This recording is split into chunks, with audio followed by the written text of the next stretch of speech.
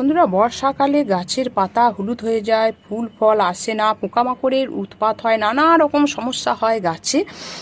এক হচ্ছে পুষ্টির ঘাটতি, দুই হচ্ছে অতিরিক্ত জল, আর 3 নম্বর হচ্ছে সূর্যের আলো, আলো বাতাস অনুপযুক্ততা। যে কোনো কারণে গাছ দুর্বল হয়ে পড়ে। তা গাছের নানা রকম সমস্যা হয়, গাছ মারা যায়, শিকড় পচে যায়।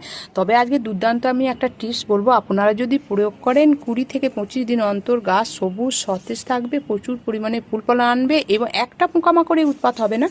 আপনারা 5 লিটার জল নেবেন, তাতে একটা পাতিলেবু, বড় পাতিলেবু রস সেটাতে নিয়ে নেবেন, আর তার সঙ্গে 5 গ্রাম কফি পাউডার গুলে আপনারা যদি গাছের গোড়ায় দেন, দেখবেন আর কোনো গাছের সমস্যা থাকবে না। আপনারা অবশ্যই এই টিপসটা প্রয়োগ করতে ভুলবেন না। এটা দুর্দান্ত, এটা অল টাইম আপনারা অল সিজনই এটা প্রয়োগ করতে পারেন, দুর্দান্ত কাজ হবে।